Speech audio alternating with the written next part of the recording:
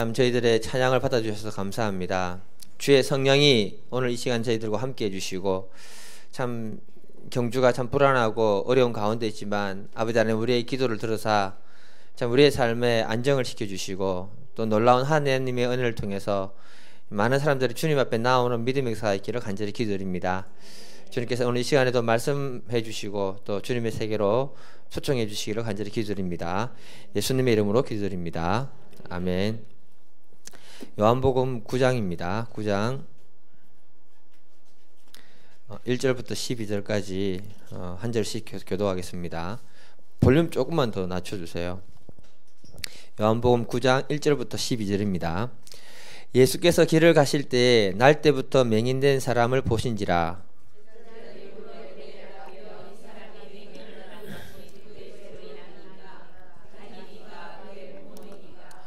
예수께서 대답하시되 이 사람이나 그의 부모의 죄로 인한 것이 아니라 그에게서 하나님이 하시는 일을 나타내고자 하심이라.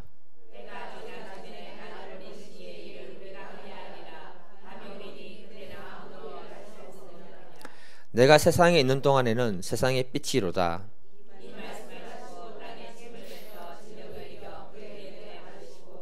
이르시되 실로암 못에 가서 씻으라 하시니, 실로암은 번역하면 보냄을 받았다는 뜻이라. 이에 가서 씻고 밝은 눈으로 왔더라.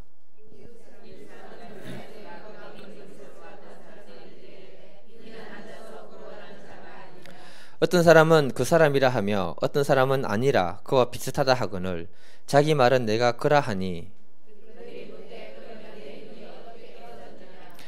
대답하되 예수라 하는 그 사람이 진흙을 이겨 내 눈에 바르고 나더러 실로암에 가서 씻으라 하기에 가서 씻었더니 보게 되었노라. 아멘. 오늘 9장 다 읽어야 되는데 조금만 읽었습니다. 우리 제목 한번 읽어볼게요. 시작. 다시 한 번 더요. 시작. 믿음도 해석이지만 인생은 해석이라는 말 들어보신 적 있습니까?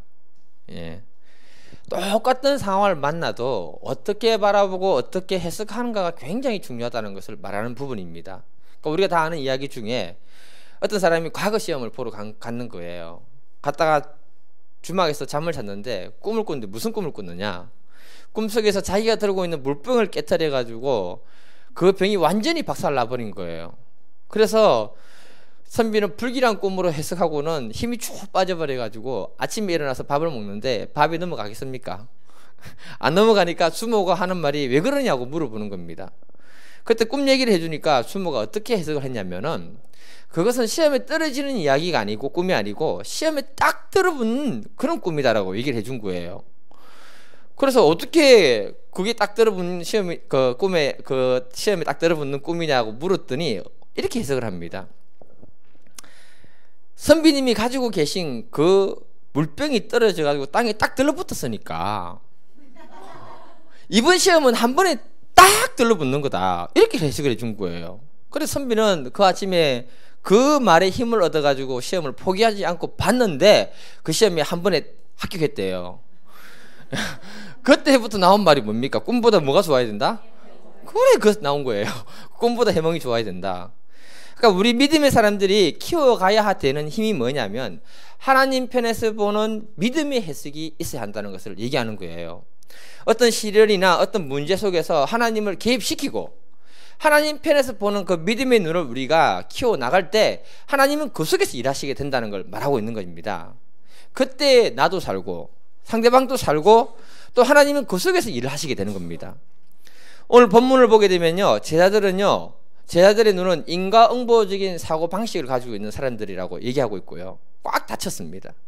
또 본문 뒤쪽으로 가게 되면 바리새인들의 얘기가 나오는데, 바리새인들은 그 시대의 신학이라 할 수 있는 율법의 시각으로 보았기 때문에 생각이 딱 닫혀있는 사람이라고 얘기하고 있습니다. 안식일 날에는 절대로 그런 일이 일어나면 안 된다는 거예요.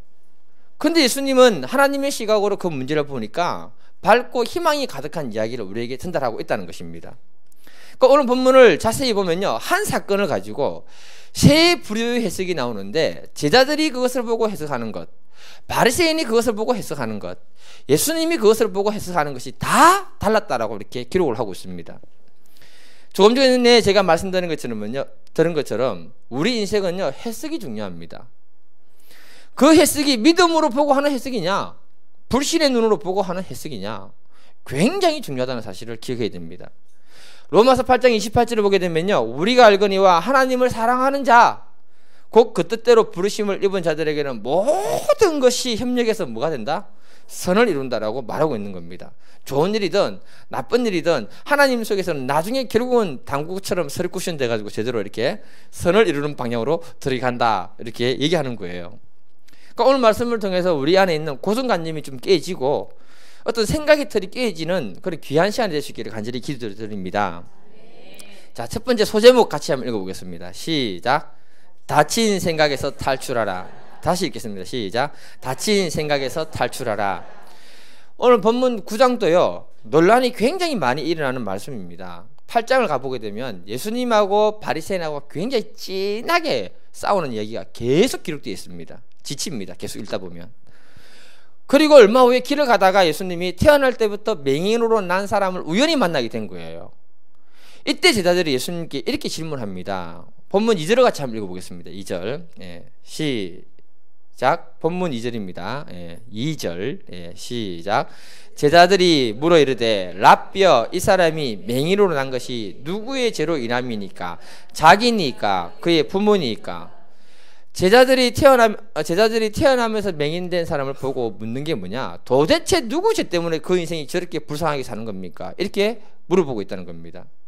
이 말에서 느껴지는 것이 뭐냐면은 한 인간의 불행의 문제를 갖다가 죄 문제로 연결시켜서 이 사람들이 이해하고 해석하고 있다는 걸 말해주고 있는 거예요.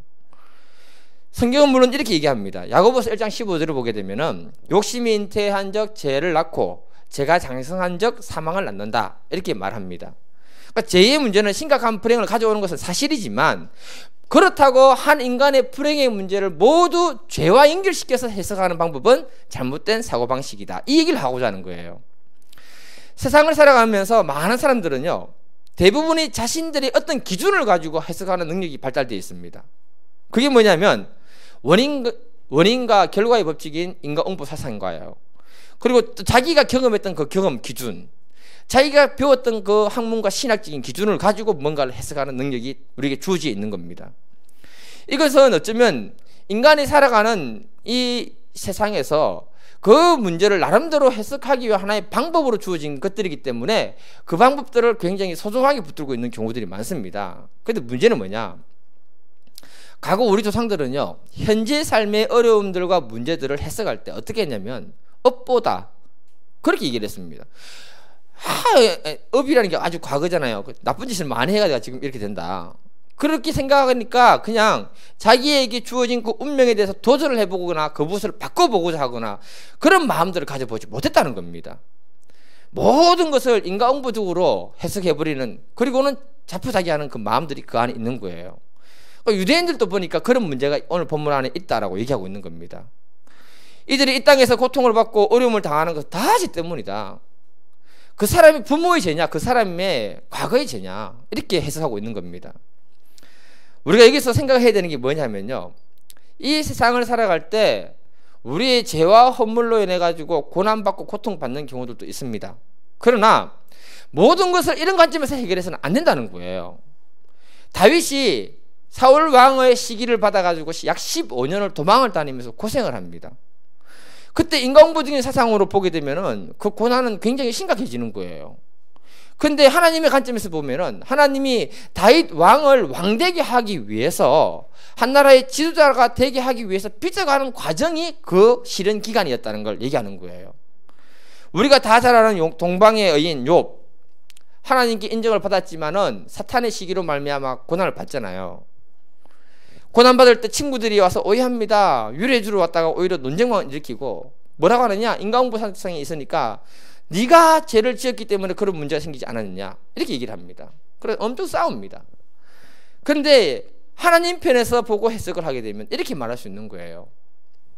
한 사람의 인생의 흥망성쇠의 주권자는 하나님께 있다. 욥을 통해서 보면 그렇게 나옵니다. 또 하나님 편에서 보면요, 어떤 사람도 하나님 앞에서는 온전한 의인이 될 수 없다. 욥의 결론이 그렇게 나오는 거예요. 그래서 진정한 의인이 필요하고 온전한 의인은 예수 그리스도밖에 없다는 것을 갖다 대변해 주는 이야기가 바로 뭐냐 하면 욥의 결과라고 이렇게 볼 수 있는 거예요. 그러니까 우리가 신앙생활을 하고 하나님 말씀을 접할 때 정말 조심해야 되는 게 뭐냐? 그것은 사람의 관점, 내가 경험한 관점, 내 신앙의 관점에서만 보고 해석하면 닫힌 생각에서 보는 관점이기 때문에 그 속에는 하나님이 역사할 수 없다는 것을 우리가 꼭 마음에 받아들여야 할 줄 믿습니다. 그러면 하나님이 못하는 거예요. 우리가 하나님 편에서 보게 되면요, 시간 지나고 보면은 하나님이 왜 나에게 그런 어려움과 문제를 주셨는가 시간 지나면 다 알게 됩니다. 우리 목사님이 서울에서 사셨잖아요. 다 잘 알고 계시는데 제가 리바이벌해서 죄송합니다. 어떻게 하다 보니까 허리를 다쳐가지고 결혼 후에 몇 년 동안 꼼짝도 못했습니다. 어떤 사람은 와서 위로를 했고요, 어떤 사람은 와가지고 혹시 제 문제가 있어서 그런 거 아니냐 그렇게 얘기하신 분도 있었습니다. 상처받았다고 합니다. 그때. 예. 목사님 고난 중에 그런 말 들을 때요 마음이 힘들었다고 했습니다. 그리고 아무리 기도를 해도 응답이 없는 거예요. 젊은 사람이 누워 있으니까 우리 목사님이 제일 부러워했던 사람이 누구다? 새벽마다 두부를 팔러 다니는 사람이 제일 부러웠다. 설교를 제대로 안 들으셨네요. 그러니까 목사님은 고난 중에 기도하면서 주님의 뜻이 어디인지 막 물었습니다. 그런데 하나님 응답했어요, 안 했어요? 안 했습니다.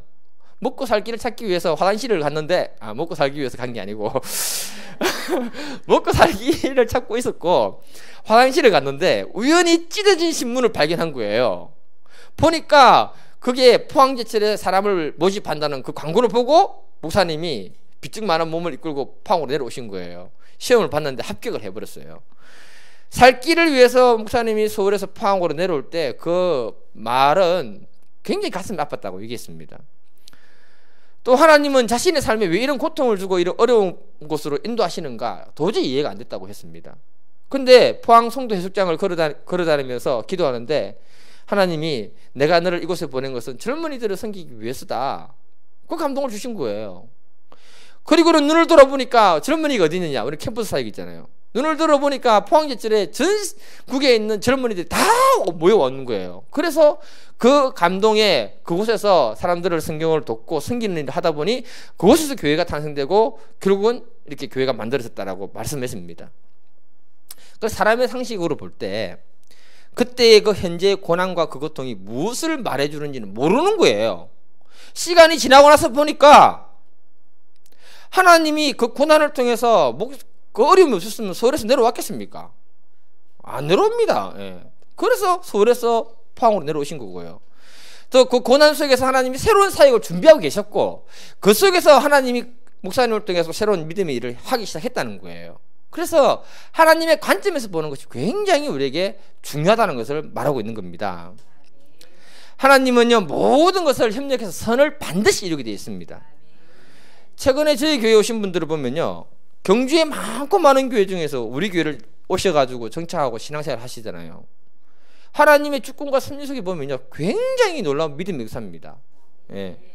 왜 그러냐면요, 하나님 편에서 볼 때 이런 분들이 있기 때문에 우리 교회가 고인물이 안 되는 거예요. 우리 교회는 고인물 되기 딱 좋습니다. 예. 하나님은요 우리가 고인물이 되어서 하나님의 영광을 가리는 걸 원치 않습니다. 그래서 하나님이 새로운 분 보내주시고요, 그분들이 정착을 해서 교회에 중직적으로 중요한 일을 하는데 쓰임 받아야 된다는 거죠. 문제는 뭐냐, 오늘 본문의 바리새인입니다. 여러분, 그들은요 모든 것을 뭘 기준으로 해서 해석했냐면 율법을 기준으로 해서 해석을 했다는 거예요. 예수님이 맹인의 눈을 뜬 날이, 고친 날이 무슨 날이냐면은 14절을 한번 읽어볼게요. 요한복음 9장 14절. 네, 시작. 하필이면 예수님이 사람 고칠 때 안식일 날 또 사람을 고쳤다라고 얘기를 하고 있어요. 그 많고 많은 날 중에. 그러니까 바리새인들의 반응이 이렇게 나옵니다. 16절 보면요, 한번 읽어볼게요. 16절. 예, 시작. 바리새인 중에 어떤 사람은 말하되 이 사람이 안식일을 지키지 아니하니 하나님께로부터 온 자가 아니라 하며, 어떤 사람은 말하되 죄인으로서 어떻게 이러한 표적을 하겠느냐. 그들 중에 분쟁이 있었더니 바리새인들이 율법의 관점에서 해석을 하니까요, 예수님은 안식일을 범한 죄인이라는 거예요. 그 안식일에 눈을 뜬 맹인은 다시 눈을 감아야 되는 상황이 됐습니다. 이해되십니까 여러분? 예. 안식일에는 절대로 이런 일이 일어나면 안 된다는 거예요.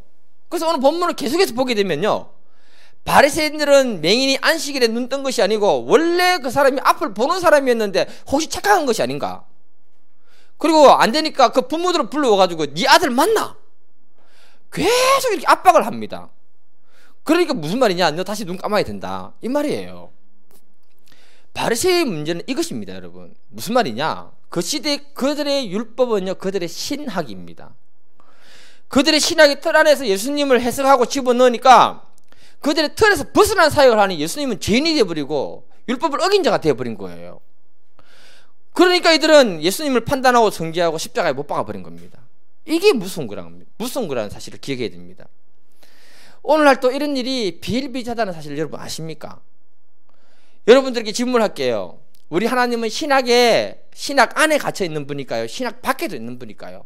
손들어서 표시하세요. 신학 안에 있다, 신학 밖에 있다. 모르겠답니까? 네.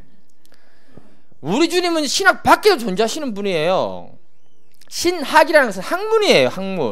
학문은 믿음하고 상관없을 때가 있습니다. 예, 착각하면 안 됩니다.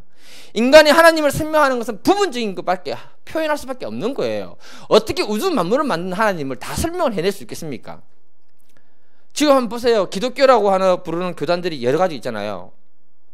우리 교회는 장로교고요. 장로교 안에만 봐도 통합적 신학이 있고요, 합동적 신학이 있고요, 합신적 신학이 있습니다. 다 약간씩 다릅니다. 저는 합신도 했고요, 많이 안 했지만 통합적도 했고요. 다릅니다, 약간. 예. 그런데요, 침례교 신학도 있고요, 그 다음에 하나님의 성회 순복음교회 있잖아요, 그 신학도 있고요, 구세군 감리교 각자 자기들만의 신학이 있습니다. 그러면 여러분, 한 단체의 신학이 있다면, 그 신학 속에 하나님이 있다면 다른 단체의 신학 속에는 하나님이 없습니까? 생각을 잘해야 됩니다. 수학적으로 보게 되면 어떻게 되느냐, 하나님 안에, 예수님 안에 그 신학들이 다 들어있는 거예요, 포함 관계로 보게 되면. 그래서 우리가 신학이 믿음의 눈으로 열려 있을 때 우리는 하나님이 하시는 일을 보게 되고 그 속에서 하나님을 인정하게 되는 거예요. 잘못하면 우리가 짧은 지식과 우리의 신학이 하나님을 거부하거나 제한할 수 있다는 거예요. 바리새인들이 지금 율법이라는 그들의 신학으로 볼 때 예수님을 제한해버리고 예수님을 거부해버린 겁니다. 이것을 모르면은 우리가 예수님을 정죄할 수밖에 없는 거죠. 좀 더 구체적으로 들어서 말씀을 드릴게요. 그렇게 하는 이유가 뭐냐? 우리의 생각의 폭을 넓혀야 됩니다. 그래야 하나님이 그 속에 믿음의 역사가 일어나는 거예요. 어떤 목사님 중에는요, 은사를 싫어하는 사람이 있습니다. 어떤 목사님 중에는요, 교회 안에 일어나는 성령의 역사를 싫어하는 분들이 있습니다. 예. 그리고 치유를 위해서 기도하는 것도 싫어하는 분도 있습니다. 제 관점에서 볼 때는요, 생각이 닫혀져 있다 생각, 저는 그렇게 듭니다. 큰일 났네, 유튜브 듣고 욕하면 안 되는데. 저는 성경에 나타난 그 일이 지금도 일어나야 한다고 저는 주장합니다. 그걸 위해서 우리는요, 기도해야 되는 겁니다. 초대교회처럼 교회사 속에 하나님의 역사가 나타날 때 그 교회가 바로 된 교회라는 거죠. 교회에 왔는데 아무 일도 일어나지 않고 아무것도 나타나지 않으면 정상적인 교회고, 교회에 나타나 와가지고 치유되고 회복되고 귀신이 떠나는 역사가 있었으면 이상한 다 교회다 하면 그게 이상한 거죠. 예를 들어서 저는 다양한 은사를 사모하고요, 저를 통해서 많은 분들을 돕고 섬기고 싶은 마음이 저 안에 많이 있습니다. 그런데 하나님은요, 오늘날 이 시대에 병원을 만들었어요. 의사도 허락했습니다. 그래서 우리는 아플 때는요, 병원을 적극적으로 이용해야 됩니다. 저도 자주 갑니다. 예. 그리고 의사의 말도 우리가 믿고 신뢰를 해야 됩니다. 하지만 오늘날 의료기술이 이렇게 발달되었음에도 불구하고 전체 의료기술을 가지고 사람을 치유하는 확률은요, 20% 정도밖에 안 된대요. 그럼 나머지는 어쩌란 말입니까? 그래서 하나님은 나는 여호와 라파라고 하면서 치유의 하나님이라고 말씀하셨던 거예요.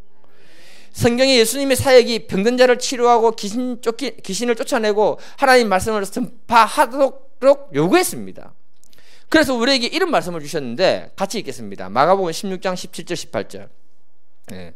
시작. 마가복음 16장 17, 18절. 17절부터 시작. 표적이 따르리니 곧 그들이 내 이름으로 귀신을 쫓아내며 새 방언을 말하며 뱀을 집어올리며 무슨 독을 마실지라도 해를 받지 아니하며 병든 자에게 손을 얹은 적 나으리라 하시니라. 저는 이 말씀대로 오늘날 교회에 교회들마다 이런 믿음의 역사가 풍성하게 일어나야 한다고 저는 주장합니다. 근데 만일 이런 일이 있잖아요. 소수 사람에게 일어나고 소수 목회 사람에게 일어난다면은 보편적인 사역이 아니기 때문에 교회가 거부해버린다면은 거부해버리는 그것에는 하나님이 일할 수 없다는 거죠. 저는 내가 목사님께 배우는 것이 많이 있는데요. 그 중에 뭐냐 하면 나이가 드셨는데도 생각이 열려있다. 그리고 지금까지 목사님 사역을 보면은 기도해 줌으로 해서 치유도 되고 귀신 나가는 사람들을 제가 옆에서 봤거든요. 하지만 때로는 지속적으로 그 믿음의 역사가 안 일어날 때도 있어요. 맨날 일어나는 건 아니잖아요. 그럼에도 불구하고 치유를 선포하고 치유를 위해 기도해 준다는 그게 대단한 믿음의 사실 아십니까, 여러분? 여러분 경험을 해야 압니다. 이거는 제가 이 믿음의 세계를 너무 잘 알아요. 왜냐하면 제가 과거에 돌팔이 노릇을 했거든요. 사람을 도와준 적이 많았습니다. 침으로 찔러가지고 사람을 도와줬는데 간혹 낫는 분도 있었습니다. 나은 분들 중에 뭐라고 했냐면은 침이 너무 아파서 바로 나았다. 문제는 아무리 찔러도 변화도 없고 낫지 않는 사람을 볼 때 스트레스 받더라고요. 도대체 이유가 뭔가? 그때 깨달은 것이 있습니다. 의사들은 공부한다고 스트레스 엄청 받고 낫지 않는 사람들이 왔을 때 그 사람 낫게 하기 위해서 얼마나 스트레스 받겠는가. 의사들은 돈을 많이 벌어야 된다. 허가낸 도둑놈이라고 말하면 절대 안 된다. 결론은 그렇게 나왔습니다. 의대 다니는 분이 있습니까? 소개 좀 해주세요. 제가 그러니까 이것처럼 성경 말씀대로 손을 올려서 기도해 주는데 아무런 변화가 없을 때, 목사가 손을 올려 기도해 주실 때 아무런 변화가 없을 때요, 얼마나 부담스럽고 스트레스 되겠습니까? 안 해볼게 모르겠죠. 예. 그런데 오직 믿음으로 손을 올려야 되고요, 치유하시는 분은 하나님이시지만 소수가 나음 받는다 하더라도 목사는 그 일을 주님이 하셨기 때문에 할 수 있어야 되는 믿음이 있어야 된다는 거죠. 그래야 나중에 주님 앞에 섰을 때 악하고 게으른 놈아 이런 말을 안 듣게 되는 거예요. 그것이 바로 뭐냐면요, 목사가 성도를 사랑하는 마음이라 사실 여러분 깨달아야 됩니다.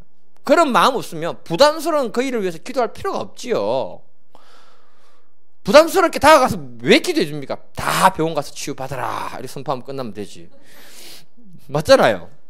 정말 정상적인 교회라면 예수님이 하셨던 그 사역은 앞으로 목사가 감당하기 위해서라도 몸부림쳐야 되고요, 그 목사의 사명이기 때문에 그렇게 하나님이 그 일을 하도록 저는 세웠다라고 저는 생각합니다.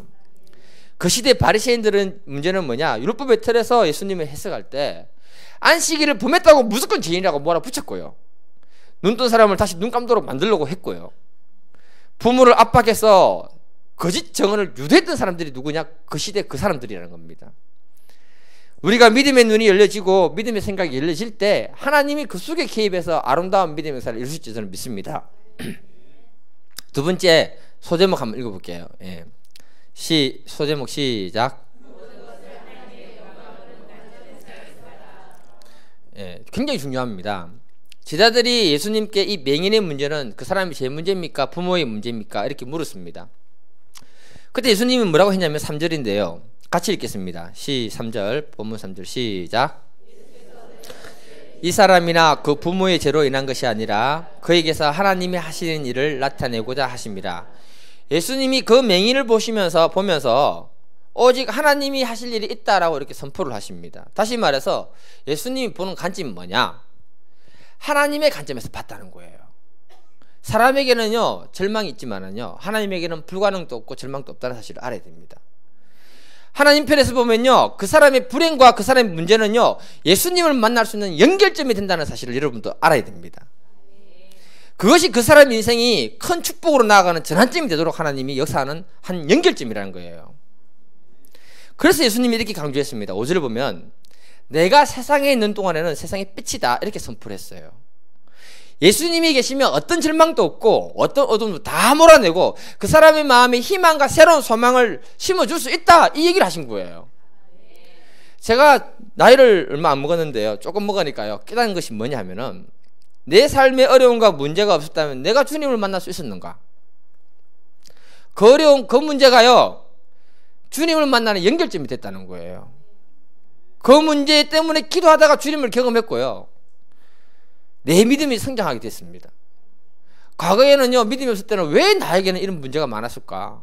고민했습니다. 근데 지금 보니까요, 그 문제가 많아가지고 제가 목사까지 된 거예요. 이해가 되십니까, 여러분? 하나님 편에서는 다르다는 겁니다. 예수님은 그 맹인의 문제를 문제로 본 것이 아니고요, 하나님을 새롭게 경험하는 좋은 연결점으로 보았다는 것을 말하고 있는 거예요. 그리고 그 속에서 하나님의 영광을 보고 우리에게 믿음의 눈을 가지라고 말해주고 있는 겁니다. 마가복음 5장에 보면요, 회당장 야이로라는 사람이 자기 죽어가는 자기 딸을 살려달라고 예수님께 나오거든요. 그 시대 회당장이라면요, 굉장한 사람입니다. 근데 그 사람이 예수님께 나왔다는 것은요, 굉장한 믿음과 결단이 있었다는 걸 말하고 있는 거예요.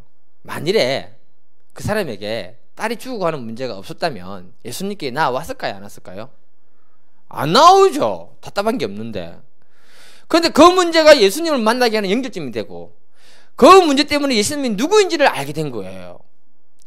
예수님은 그 사람의 믿음을 축복해서 그의 집에 갑니다. 도중에 혈우병 걸린 여자가요, 예수님이 옷자루를 잡고 치유되는 그 과정을 갖다가 설명을 삽입해 놨습니다.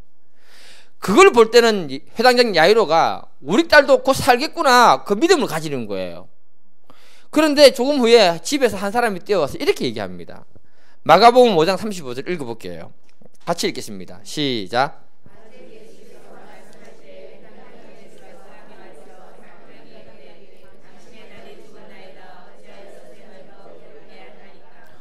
그 말 듣고 회당장 마음이 어두워지가지고요, 두려움으로 가득해져서 이렇게 예수님 이렇게 책망합니다. 36절 보면 예수께서 그 하는 말을 곁에서 들으시고 회당장에게 이르시되 두려워하지 말고 믿기만 해라. 회당장의 문제는 하나님의 능력을 알지 못하는 불신증인 사람의 말을 듣는 순간에 절망에 빠졌다는 거예요.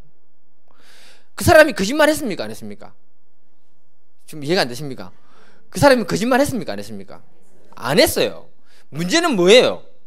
그 사실을 불신적인 눈에서 보고 전달했다는 거예요. 그 말에 회당장이 믿음을 잃어버렸다, 이렇게 얘기하고 있는 겁니다. 만약에 그 사람이 믿음의 말로 전했다면 어떻게 해야 될까요? 당신의 딸이 금방 죽었습니다. 사실이잖아요. 팩트거든요. 그러나 지금이라도 예수님이 함께 가면 그 딸이 살 겁니다. 빨리 갑시다, 이렇게 얘기해야 되는 거예요. 맞지요? 아닙니까? 그래야 그 속에 믿음의 역사가 일어나고 예수님이 하실 일이 생기는 거죠. 그러니까 우리 기독교인들은요, 모든 문제들을 하나님의 관점에서 보고 말하는 훈련을 해야 한다는 거예요. 불신적으로 얘기해버리면 끝납니다, 여러분. 제가요, 은혜 사모를 엄청 사랑하는데 때로는요, 은혜 사모가 어떤 사건, 어떤 문제를 하나님 편에서 안 보고 불신적으로 얘기할 때가 많이 있어요. 내가 믿음이 좋습니다, 확실히. 그러면요, 엄청 화를 냅니다. 많이 싸웠어요. 끝까지 갑니다, 싸우면. 저는 안 싸워서 그렇지. 그러니까 하나님은요, 우리의 믿음을 축복하는 분인데 우리가 그걸 무시해버리면 안 된다는 거죠. 과거 제가 차를 살 때도요, 은혜 사모는 가망이 없으니까 기도하지 말라 했습니다. 그런데 나는 가망이 없으니까 하나님이 일하시도록 기도하고 선포했습니다. 그게 제 믿음입니다. 너무 자랑합니까? 죄송합니다. 결국은 하나님 좋은 걸 주셨어요. 그러니까 우리 인생은 어떻게 바라보는가에 따라서 달라지는 거예요. 부모 탓했었고 조상 탓했었고 시대 탓하면 아무 일이 안 되는 거예요. 하나님이 내 인생 가운데 하시고자 하는 것을 바라보고 선포하고 말할 수 있어야 그게 진짜 믿음인 겁니다. 그때 낙심하지 않고요, 희망찬 미래를 내가 계획하고 그 미래로 나아갈 수 있는 거예요. 그리고 기도하는 사람으로 바뀌게 되는 겁니다. 오늘 본문에서 기적을 경험한 맹인을 통해서 중요한 비밀을 우리에게 전달하고 있는데요, 예수님의 말씀에 순종하는가 안 하는가 예수님 마지막에 테스트를 해봅니다. 본문 6절하고 7절을 보게 되면요, 예수님이 치료를 하는데 더럽게 실이, 죄송합니다 예수님, 침을 뱉어가서 지능을 어겨가지고 맹인의 눈에 붙여줬대요. 맹인은 눈을 보지 못하기 때문에 청각이 굉장히 많이 발달했습니다. 그래서 태하는 소리 약간만 해도 알아듣습니다. 다 뭔지. 그리고 그 눈에 진흙 바르고 나서는 실로암에 가서 씻으라 했습니다. 맹인이 성 안에서 예수님 만났는지 성 밖에서 만났는지는 모르겠는데 실로암 연못은 성 밖에 있습니다. 그곳까지 가서 자신의 눈을 씻는다는 건요, 정말 믿음이 필요한 거예요. 맹인들은요, 의심이 많습니다. 앞이 보이지 않기 때문에 예수님의 행동은요, 소리로만 들으면 미신적인 행동하고 똑같습니다, 여러분. 예수님께 이렇게 하신 이유가 뭐냐? 그 맹인에게 있는 그 의심을 이기고 정말 믿음으로 순종하는 걸 보고 싶은 마음이 있었던 거예요. 성경에 보게 되면요, 예수님이 맹인을 치료한 얘기들이 많은데, 다른 맹인들은 뭐냐면 예수님이 지나갈 때 소리를 듣고 다윗의 자손 예수여 나를 불쌍히 여기소서로 갖다가 엄청 외칩니다. 사람들이 시끄럽다니까 목소리 톤을 더 올려가지고 다윗의 자손 예수여 나를 불쌍히 여기소서 더 크게 부르짖습니다. 예수님이 왜? 뭘 원하느냐 했더니 보기를 원합니다. 했을 때 예수님 바로 눈뜨게 해줬습니다. 이 맹인도요, 눈뜨게 바로 해주면 끝나는 거예요. 근데 예수님이 그렇게 안 했다는 거예요. 예수님은 길을 가다가 우연히 이 맹인을 만난 거예요. 그리고 그는 예수님께 아무런 요구를 하지 않았다는 사실을 여러분 기억해야 됩니다. 여러분, 믿음은요, 예수님께 요구하는 것이라는 사실을 잊어서는 안 됩니다. 뭐라고요? 예수님께 요구하는 게 믿음입니다. 예수님은 요구하지 않는 사람에게는요, 잘 역사하지 않습니다, 여러분. 마치 뭐하고 똑같냐면요, 제비들이 새끼를 부화해서 키우잖아요. 그러면 어미가 모이를 물고 날아오거든요. 그러면 어느 놈에게 먼저 주는 줄 아세요? 제일 크게 우는 놈에게 먼저 줍니다, 모기를. 보세요, 자세히. 예. 우리도 우는 애한테 뭐 준답니까? 젖준다 하잖아요. 예. 똑같습니다, 여러분. 맨날 싱거운 웃고만 있으면 절대 안 줍니다. 배 안 고픈 줄 알고. 예수님은 아무런 요구 없었던 그를 치료하기 위해서 그의 믿음을 보고자 실로암에 가서 씻으라, 그래 요구했던 거예요. 하나님의 역사는요, 간절함과 믿음이 같이 만나야 됩니다. 뭐가 만나야 된다고요? 네. 세상을 살아가는 사람들 가운데 완전한 사람은 아무도 없습니다. 우리는 다 크고 작은 약점이 있고요, 핸디캡이 있고요, 보이지 않는 상처를 가지고 살아가고 있습니다. 그래서 어떻게 보면 우리가 이 본문의 맹인과 똑같은 거예요. 예수님은 우리의 삶에 개입하기를 원하는데 아무런 요구가 없으면 개입하기 싫어합니다. 그렇게 해줘도 그 사람이 감사하지 않거든요. 요구가 곧 믿음이라는 사실을 기억해야 됩니다. 그런데 오늘 본문에서 주님이 이렇게 하신 일은 좀 특이한 경우입니다. 제자들과 바리새인들과 주변 사람들의 그 생각의 틀을 깨워주기 위해서 주님이 그 일을 행하셨던 거예요. 생각의 틀이 안 깨지면 주님이 일하실 수 없거든요. 그러면서도 그 맹인에게 있는 숨어있는 마음의 의심을 제거하고 믿음으로 순종하는가를 보기를 원했다, 이걸 얘기하고 있는 거예요. 우리가 신앙생활을 아무리 오래 해도요, 자신의 이성의 틀에 갇히게 되면은 믿음으로 절대 순종 못합니다. 그러면 기적을 경험하지 못하는 거예요. 오늘 본문 바리새인들을 보게 되면요, 그 존재는 어떤 존재냐? 본문 9장 39절을 한번 읽어보겠습니다. 예. 다시 읽겠습니다. 39절. 예, 시작.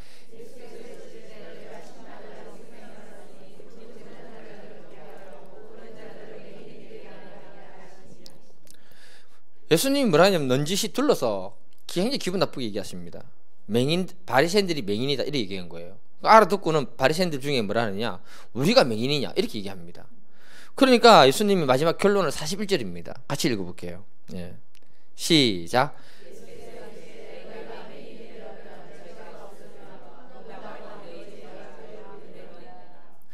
예수님은 그 시대 바리새인들에게 하나님의 일을 눈으로 보고도 믿지 못하는 눈뜬 맹인이 너희들이다, 이렇게 얘기하고 너희들이 죄가 많다 얘기하는 겁니다.